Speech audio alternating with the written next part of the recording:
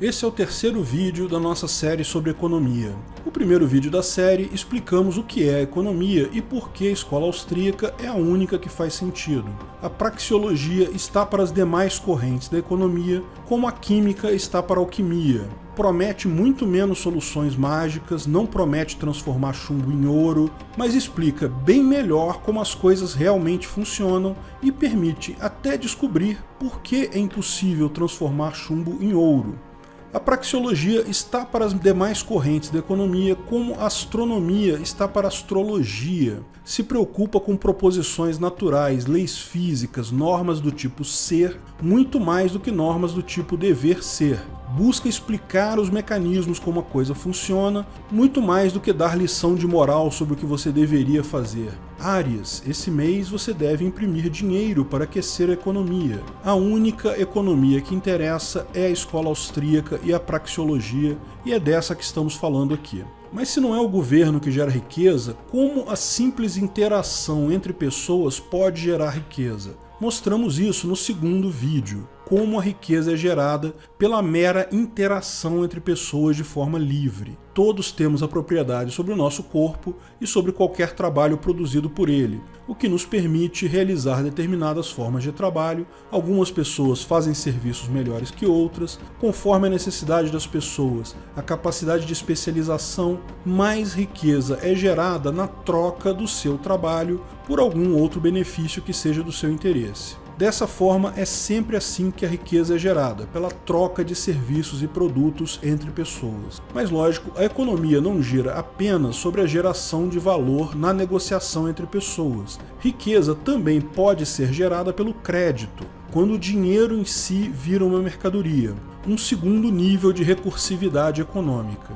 Mas crédito pode ser perigoso. Algumas vezes o excesso de crédito leva a bolhas econômicas, formando ciclos de expansão e contração. E no estudo de como esses ciclos acontecem, surgiu a teoria austríaca dos ciclos econômicos. Foi só mais uma dentre as inúmeras teorias econômicas certeiras produzidas pela escola austríaca, mas foi uma que foi mais usada mesmo por aqueles que preferem a alquimia astrológica da escola de Chicago. Antes de continuarmos o vídeo, aproveite para curtir e se inscrever na página. Clique no sininho para ser avisado de novos vídeos. O que são os ciclos econômicos? Para falar sobre ciclos econômicos, é importante entender o que é o dinheiro em si. Eu já fiz um vídeo sobre dinheiro chamado Sem Estado, Quem Vai Emitir Moeda, em que expliquei que, na verdade, qualquer coisa pode ser dinheiro. Trata-se apenas de uma forma convencional usada em uma sociedade sobre um padrão de medição do valor das coisas. Existem algumas características que são desejáveis no dinheiro, mas na verdade qualquer coisa pode ser dinheiro. A única característica que é obrigatória no dinheiro é o consentimento entre as partes que fazem negócio. Ou seja, aquela forma de dinheiro deve ser convencional naquela sociedade, as pessoas devem concordar que aquilo é dinheiro. O dinheiro estatal é apenas uma dessas coisas que podem ser usadas como dinheiro. Outras coisas são ouro, prata, metais preciosos e, lógico, moedas criptográficas. A única necessidade de uma moeda, do dinheiro, é ser aceito pela sociedade, ou por pelo menos uma grande parte dela, aquela parte em que você pretende usar aquilo como dinheiro. Existem outras características desejáveis, como valor estável, portabilidade, fracionalidade. Na verdade, o ideal da moeda é que ela só exista como valor abstrato mesmo, porque no momento que a moeda, o dinheiro, tem algum valor intrínseco, ele pode gerar competição entre o seu valor intrínseco e o seu uso como moeda. Por exemplo, moedas americanas, há determinado tempo atrás, continham prata, o que tinha valor fora do dinheiro, tinha valor na indústria para fabricação de condutores de energia elétrica, para fabricação de talheres e prataria. Em determinado ponto, começou a faltar moedas, porque as pessoas achavam melhor derreter tais moedas para seu uso pelo valor intrínseco da prata. Isso gerava uma distorção no valor das coisas, devido justamente ao dinheiro não ser algo abstrato. Hoje em dia, porém, as formas de dinheiro mais comuns, sejam moedas estatais, sejam moedas moedas criptográficas têm essa característica, ou seja, não tem valor por si só. Algumas pessoas levantam a questão do lastro da moeda. Dizem, por exemplo, que o lastro do real é a economia brasileira, as pessoas que transacionam com essa moeda. Nesse sentido, você poderia dizer que o lastro do Bitcoin, por exemplo, são as pessoas que transacionam com o Bitcoin também, o que já seria um lastro considerável. Mas isso é papo, porque a acepção mais precisa de lastro de uma moeda é a garantia do valor daquela moeda. Por muito tempo, havia a chamada conversibilidade ou padrão ouro para garantia de tal valor. Você podia levar uma nota de dólar no governo americano e ele te daria o equivalente daquilo em ouro, e isso era o lastro, porque isso garantia o valor daquela moeda. Isso hoje já não existe para nenhuma moeda estatal. O que garante o valor da moeda estatal, seja o real, seja o dólar, é o interesse de políticos e burocratas de manter o valor dela. Ou seja, moedas estatais são lastreadas nas boas intenções e na capacidade intelectual de políticos e burocratas. Não sei você, mas eu não gosto muito desse lastro não. Criptomoedas, por sua vez, têm seu lastro em algoritmos matemáticos que garantem a escassez. Me parece um lastro muito mais confiável. Uma vez que temos a possibilidade de exprimir a riqueza total da sociedade, como falamos no último vídeo, como o valor do patrimônio de todas as pessoas, e como vimos também que a mera interação entre pessoas, trocas voluntárias, isso gera riqueza ao longo do tempo, podemos estabelecer que uma sociedade livre vai naturalmente aumentar sua riqueza ao longo do tempo. Esse aumento não vai ser uma linha reta, porque podem haver erros, escolhas ruins das pessoas e, como já vimos, uma má transação pode sumir dinheiro, pode fazer riqueza desaparecer. A tendência, porém, como todos buscam aumentar a riqueza, é que a riqueza aumente com o tempo. Então, apesar dessas flutuações de pequenas alterações, a tendência média é uma linha crescente com o tempo. Tal aumento de riqueza pode ser mais rápido caso as pessoas nessa sociedade tendam a fazer muitos negócios e sejam particularmente inteligentes ao fazerem negócio. Ser inteligente ao fazer negócio é diferente de buscar o máximo de lucro, se possível enganando outra parte. Ao contrário, o bom negócio é sempre bom para as duas partes. A quantidade de negócios e a capacidade de fazer bons negócios determina o quão rapidamente essa linha sobe. O que determina a inclinação da linha é a chamada produtividade. Uma grande produtividade de uma sociedade significa que as pessoas acumulam riqueza mais rápido, fazem mais negócios e fazem negócios melhores. Se as pessoas interagem pouco, tomam decisões ruins em suas interações, a produtividade é baixa e a riqueza total cresce muito pouco na sociedade. Mas falamos no último vídeo que algumas vezes adquirimos um bem que nos ajuda a ganhar dinheiro. O exemplo que demos é que você pode comprar um carro para você. Isso torna o seu dia a dia mais agradável, portanto você já teve um aumento de riqueza total ao trocar o seu dinheiro pelo seu carro. Mas se você passa a trabalhar como motorista de Uber, por exemplo, esse carro, ao invés de ser um mero aumento da sua riqueza pontual, ele passa a gerar oportunidade de negócios. Você passa a ter várias interações com várias pessoas ao longo do dia, trocando minutos do seu trabalho e o aluguel do seu carro para atender pessoas que valorizam mais estar em determinado lugar diferente do que o dinheiro que elas têm com elas. Então, esse carro é mais do que um aumento pontual da sua riqueza, ele altera a derivada da sua riqueza, permitindo que você aumente mais rapidamente a sua riqueza com o tempo. Você aumentou a sua produtividade. Se muitas pessoas na sociedade fazem isso, ou seja, tendem a usar o dinheiro em coisas que vão permitir a elas fazer mais negócios e assim aumentar mais rápido a riqueza, a tendência é que o crescimento orgânico natural da sociedade seja crescente, uma exponencial positiva. Mas existe o outro lado da coisa, que é o consumo. Nós, seres humanos, somos criaturas biológicas que necessitamos consumir algumas coisas meramente para continuarmos vivos. Precisamos consumir determinada quantidade de comida, determinada quantidade de água, no mínimo para nos mantermos vivos. Mas também precisamos de coisas mais complexas, como habitação, entretenimento, descanso, praia, montanha, amor, sexo e por aí vai. O consumo de comida, para quem tem fome, lógico que gera um aumento momentâneo de riqueza. Comer aquela comida era algo mais valioso para você do que o dinheiro com o qual você comprou a comida.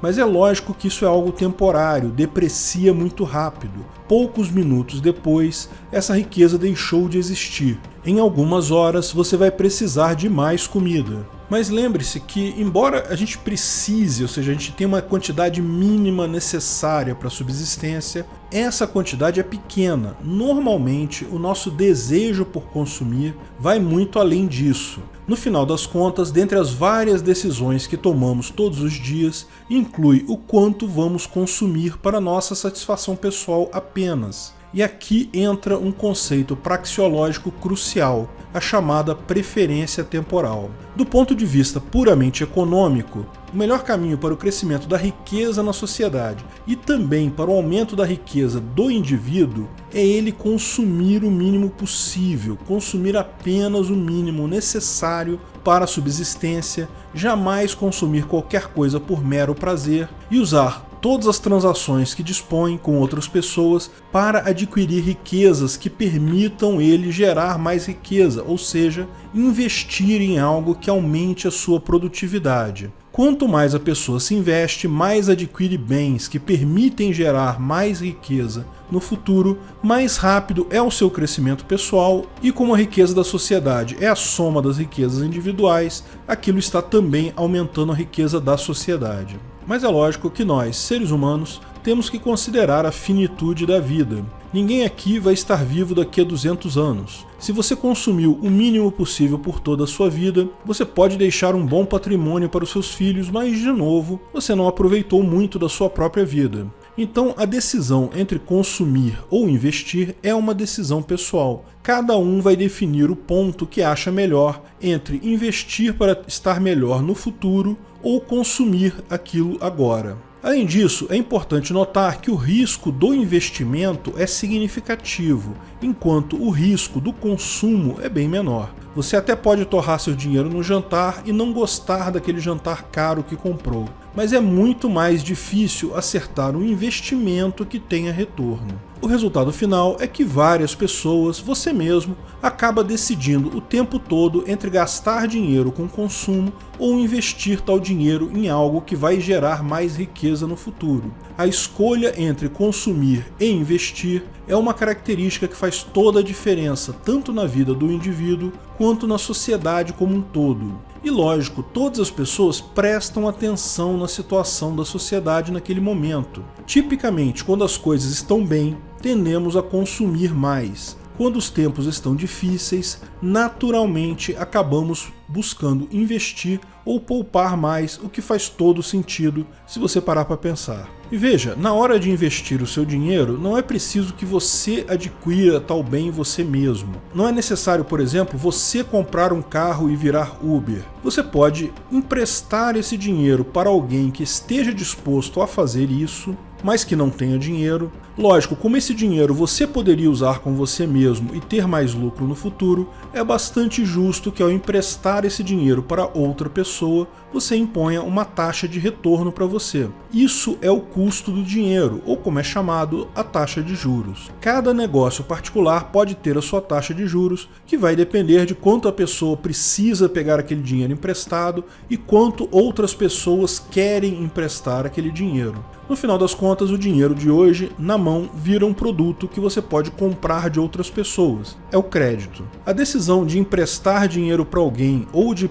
buscar empréstimo para investir na sua produtividade, trata-se de mais uma decisão que você toma buscando otimizar e especializar as coisas, ou seja, você empresta o dinheiro porque isso é marginalmente melhor para você. A pessoa que pega tal dinheiro emprestado também paga o custo de juros porque isso é melhor para ela do que ficar na situação alternativa. Pegar dinheiro emprestado para investir em alguma coisa que vai dar mais lucro amanhã é algo bastante razoável. De fato, é algo muito positivo, porque como a curva tende a aumentar com o tempo, você está adiantando um ponto futuro da curva, benéfico para você e para o seu credor, benéfico para toda a sociedade. Não vou entrar em muitos detalhes aqui, mas é óbvio que pegar dinheiro emprestado para consumo é uma má ideia. Lembra que a curva do consumo tende a uma desaceleração da produtividade. A menos que seja para pura sobrevivência,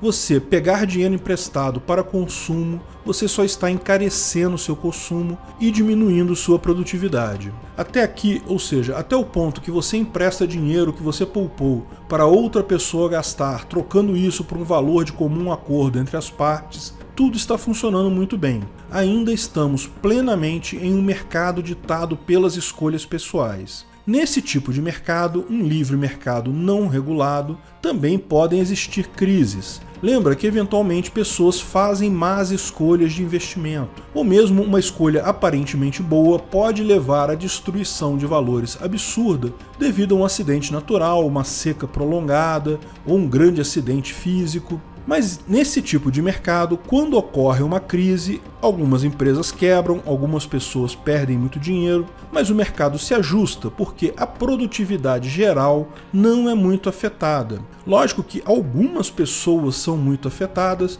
mas tipicamente isso se restringe a uma parcela da população e a sociedade como um todo consegue se recuperar rapidamente. O valor do dinheiro para investimento sobe, as coisas ficam mais difíceis, as pessoas tendem a gastar pouco em consumo, a poupar mais para investimento. Isso acaba ajudando a reparar o problema e tudo tende a se recuperar com certa facilidade. Mas daí vem um economista do governo e pensa da seguinte forma: poxa, se esse negócio da curva de crescimento tende a acelerar com o tempo, não seria legal se a gente conseguisse emprestar dinheiro para um monte de gente de forma que a produtividade da sociedade como um todo cresça mais rápido? Mais gente com mais dinheiro significa mais impostos para mim e meus coleguinhas capangas da máfia. Ou então, como é mais comum, numa situação de crise com o governo preocupado que não consegue mais roubar tanto quanto roubava antes do povo, tem essa ideia. Vamos emprestar dinheiro para acelerar a recuperação daquela crise. Lembra que dinheiro estatal não tem mais lastro, portanto, o político e os burocratas amigos dele conseguem criar um monte de dinheiro do ar. Não tem nenhum impedimento. Repare que aqui saímos da mera organização espontânea de pessoas decidindo o que fazer com seus próprios recursos e entramos num terreno diferente. Não se trata mais de uma pessoa decidindo emprestar todo o dinheiro que tem. Trata-se de alguém que tem poder sobre o próprio dinheiro em si, usando violência para obrigar pessoas a fazer determinadas coisas. Essa entidade mafiosa que tem o controle sobre uma das moedas mais significativas na sociedade pode tomar ações como essa.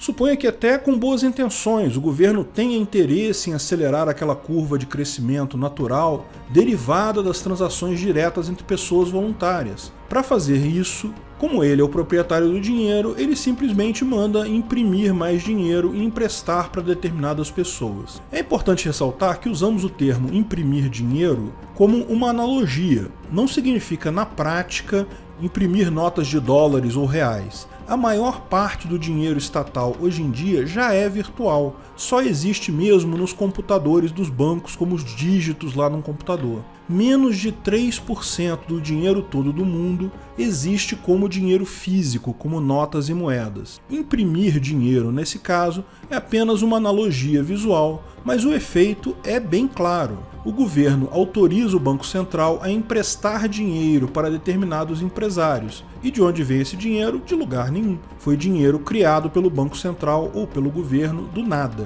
A expectativa do governo é que esse empréstimo para empresários experientes e capazes faça a economia crescer mais rápido, porque vai ter um impacto na produtividade. Mais gente agora vai ter o poder de acelerar a sua produtividade individual e isso acaba melhorando a produtividade de toda a sociedade. Mas tem um problema aqui. O dinheiro, como já falamos, não tem valor por si só. Ele só vale como um valor convencional para balizar as trocas. Se você aumenta a quantidade de bens e serviços em uma sociedade, você aumentou a riqueza dessa sociedade. Mas se você aumenta só a quantidade de dinheiro, isso não aumenta a riqueza. Com uma quantidade maior de dinheiro significa a exata mesma quantidade de bens, serviços presentes na sociedade, o que acontece agora é que o valor do dinheiro é menor.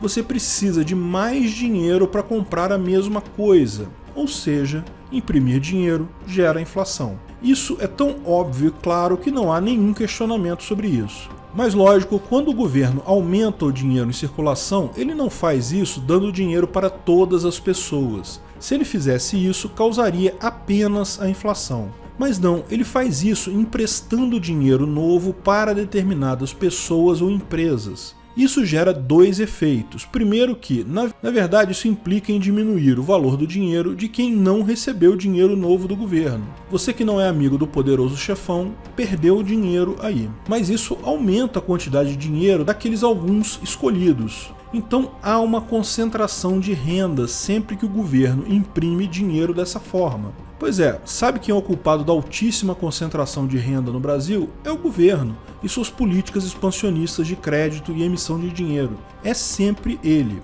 Mas além disso, isso mascara o efeito inflacionário por um tempo, porque leva um tempo para esse dinheiro ser dispersado até atingir toda a sociedade, e isso levar a um novo patamar de valor das coisas. A pessoa beneficiada, o amigo do mafioso, vai comprar coisas com aquele dinheiro. Para ela, tudo ficou barato agora. As pessoas que fizerem negócio com ela vão estar recebendo muito mais encomendas que o normal, então estão ganhando mais dinheiro agora. A demanda maior aumenta o preço dessas mercadorias inicialmente buscadas pelo beneficiário original. Essa segunda leva de pessoas agora que também tem dinheiro vai comprar mais coisas. E assim essa onda monetária começa a se expandir até englobar todo o mercado. Todas as coisas se tornaram mais caras agora. Mas é importante lembrar que não é só isso que acontece também o fator psicológico da coisa. Para as pessoas próximas ao derrame de dinheiro, as coisas ficaram boas. De fato, elas têm agora mais dinheiro e começam a investir. A curva de produtividade delas cresce rápido. Então, mesmo depois que para todo mundo a coisa piorou, para aquelas pessoas próximas do mafioso, de onde o dinheiro novo veio, as coisas melhoraram sim. E isso gera um crescimento na economia. Se essas pessoas beneficiadas com dinheiro usam o dinheiro para financiar bens de outras pessoas, os seus clientes passam a ter a impressão de que as coisas estão boas agora. Isso gera um problema. Lembra que no mercado normal as pessoas tomam suas decisões sobre poupar ou gastar conforme acham que a situação está boa ou ruim. Isso gera um equilíbrio saudável. Quando as coisas estão boas, pessoas consomem mais, o que garante a satisfação de necessidades pessoais e melhora na situação de vida geral. Mas agora, devido ao desequilíbrio causado pelo governo, tem um monte de gente achando que a situação está boa, mas isso não é verdade. Trata-se apenas de uma fase transiente rápida que, para uma parte da população, as coisas estão melhor. Mas em pouco tempo a realidade chega para todos. Aquela expansão de crédito se mostra pelo que realmente é, apenas uma desvalorização do dinheiro. A situação não estava melhor para ninguém. Só que agora muita gente tomou decisões de consumo com uma visão errada. Consumiu ao invés de poupar ou investir. E esse monte de decisões erradas tendem a fazer todos perderem dinheiro. O resultado disso é o estouro da bolha. A sociedade como um todo perdendo muita riqueza. Essa é a ideia básica da teoria austríaca dos ciclos econômicos. Períodos de melhora e períodos de dificuldade são esperados em qualquer sociedade. Mesmo no livre mercado existem bons anos e maus anos. Pessoas fazem maus negócios, situações externas podem levar a grandes perdas para algumas pessoas, mas a sociedade toda vai aprendendo com isso. Uma crise totalmente no livre mercado dói no bolso de alguns, mas não afeta de forma ampla a todos. O que realmente cria as piores bolhas, as piores crises, as crises mais severas, é justamente a ação do Estado tentando resolver o problema. Mas é importante fazer uma série de observações. Mencionamos que o Estado inicia o processo de expansão de liquidez ou expansão monetária com o objetivo nobre de expandir a economia.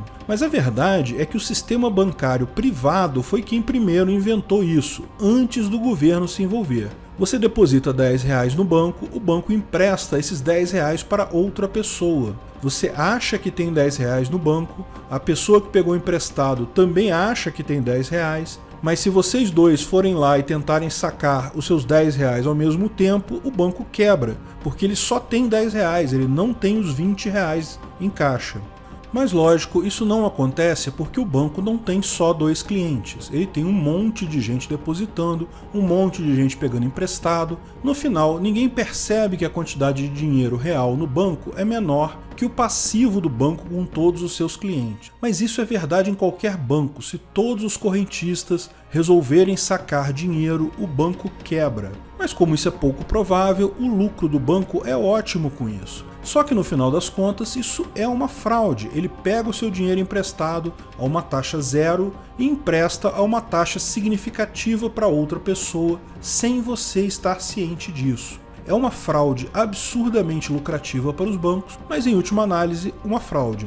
Esse tipo de fraude teria sido naturalmente repelido pelo mercado. Nas primeiras crises em que bancos não foram capazes de pagar seus correntistas os valores devidos, isso seria visto claramente como o que é uma fraude e as pessoas passariam a exigir garantia de propriedade do seu dinheiro depositado no banco. Mas a questão é que essa fraude era tão lucrativa que no início do século passado o governo foi envolvido nisso. Ele passou a chancelar essa fraude em troca de receber uma parte da coisa, na forma de financiamento do governo pelos bancos. Foi nessa ocasião que se criou o chamado Sistema de Reserva Fracionária. Deram um nome bacana, criaram toda uma legislação positivada para regular essa coisa e tal. Enfim, legalizaram algo que, em última análise, é sim fraude, não tem outro nome. A partir daí, o governo usou teorias completamente sem sentido dos keynesianos para embasar essas decisões que, em última análise, injetavam dinheiro na economia para a desgraça de todos, menos, lógico, aqueles poucos amigos do governo. Eu fiz um vídeo há um tempo atrás explicando isso. O vídeo se chama Quem Causou a Crise de 29? Embora tal obscenidade tenha sido gerada por banqueiros gananciosos, se deixada na regulamentação direta do mercado, ela rapidamente acabaria, se tornaria só mais uma fraude, como tantas outras. Foi o apoio do governo e de alquimistas astrólogos que se acham economistas, os keynesianos, que fizeram tal dano se arrastar até hoje. Também é importante notar que a expansão monetária é sempre danosa, mas nem sempre resulta em inflação. Ela resulta em inflação se a preferência temporal das pessoas é alta, ou seja, se elas preferem gastar muito em consumo ao invés de poupar. Se a população tem uma preferência temporal baixa, ou seja, quer poupar, o que acontece não é inflação, é o aumento artificial do valor de ativos, como ações de empresas. O fato é que ao tentar evitar as crises naturais, ao tentar mitigar os efeitos de uma crise anterior, ao injetar crédito na economia, mesmo que com boas intenções, o governo só está fazendo piorar a situação. Está gerando sinais de fumaça falsos que impedem as pessoas e empresas de tomarem decisões embasadas, gera uma euforia momentânea que cobra o preço de todos alguns anos depois. O mais cruel desse tipo de fraude apoiada pelo governo é que isso se encaixa muito bem com a premissa da democracia. Pessoas votam pela economia. Quando elas veem que sua situação está melhor, elas estão consumindo mais, elas tendem a querer que as coisas continuem como estão. Então, quando governantes vão ser testados nas urnas, é muito forte o apelo para que eles gerem uma bolhazinha. Se ganharem a eleição, ótimo, atingiram seu objetivo. Talvez tenham que fazer outra bolha daqui a 4 anos, mas beleza, o objetivo foi atingido. Se perderam a eleição, bem, o problema é do próximo ocupante do cargo mesmo. A irresponsabilidade monetária é a regra nas repúblicas democráticas de direito porque, por um mero acaso, uma fraude inventada por banqueiros calhordas calhou de servir como uma luva para políticos em época eleitoral. Mas, felizmente ou infelizmente, não sabemos ainda, a crise de 2008, a última grande crise pela qual o mundo passou, tem uma característica diferente das crises anteriores. Sim, aqui em Banânia estamos passando por crises e crises desde então, com bolhas estourando em 2012, 2014, 2016, justamente devido a Dilma e Guido Mantega terem insistido na receita keynesiana para ganhar a eleição, mas no resto do mundo já houve uma recuperação. Ainda assim, porém, não se vê o efeito inflacionário nos preços das coisas nem nos ativos acionários devido à injeção massiva de dinheiro que foi feita por governos do mundo todo em torno de 2008 com a quebra do Lehman Brothers. Isso é um enigma de fato. Nem o preço das ações, nem o preço dos produtos teve um aumento significativo desde então. Vários bancos centrais estão adotando até políticas de juros negativos, ou seja, quase proibindo as pessoas de poupar e, nem com isso, conseguem aumentar o consumo. Por exemplo, como pode existir uma pessoa que investe com juros negativos? Hoje, bancos na Suíça pagam menos 0,5% de juros, ou seja, você tem uma nota de R$100, se você colocar essa nota no colchão da sua casa, daqui a 10 anos você vai ter R$100. Se você investir isso em títulos do governo suíço, você vai receber pouco mais de R$95, ou seja, é melhor guardar o dinheiro no colchão. Mas, por algum motivo, pessoas ainda mantêm isso investido. O que explica isso? Não há consenso entre os economistas sobre o porquê disso. Os economistas, astrólogos, alquimistas inventaram várias teorias esotéricas sem qualquer base na realidade, que, lógico, falham em explicar o que está acontecendo. Mas nem mesmo entre os economistas austríacos há certeza do que está acontecendo de fato. A mera inversão da preferência temporal, lógico, é algo aparentemente contrário ao que prega a teoria austríaca dos ciclos econômicos. É contrário até ao próprio bom senso. Por que alguém quer perder dinheiro colocando dinheiro no governo? Fato é que acontecimentos são muito recentes para podermos traçar com sobriedade uma teoria sobre o que está acontecendo. Números errados são sempre uma possibilidade. Estamos falando de governos, lembra? E governos mentem. Governos são meras máfias capazes de mentir com a naturalidade de uma criança. Além disso, inércia é sempre uma possibilidade. Como disse, são acontecimentos recentes. Seja o que for que está escondido, o malefício causado pela ação governamental é óbvio. Que ele existe, existe. Vamos descobrir de que forma no próximo estouro da bolha. Mas então, se a escola austríaca diz que bolhas e crises acontecem mesmo sem a intervenção do governo, para que serve isso? Eu prefiro usar keynesianismo, que me aponta saídas para resolver as crises. Mesmo que seja uma saída errada, que nunca dá certo, mesmo que meu signo seja de Áries e eu não consiga converter chumbo em ouro, eu prefiro uma teoria que diga que eu posso converter chumbo em ouro. Ok, é seu direito pensar assim, mas é melhor entender o mecanismo da crise para saber que não há como evitar crises totalmente, mas há formas de torná-las menos severas e mais rápidas. A principal delas é nenhuma interferência monetária. E o lado positivo disso tudo é que as criptomoedas e a informação descentralizada vai levar a isso acontecer muito em breve. Suspeito que quando a próxima crise grande estourar, as pessoas não beneficiadas diretamente com a fonte do dinheiro barato do governo vão conseguir se proteger em criptomoedas. Eu não sei quando, eu não sei como a próxima grande crise vai acontecer, mas ela vai ser a primeira crise da época das criptomoedas. E suspeito que vai ser a última crise que o governo vai conseguir empurrar o custo das suas ações idiotas sobre as pessoas. Obrigado por assistir nosso vídeo. Comente abaixo se tiver dúvidas ou sugestões de novos temas.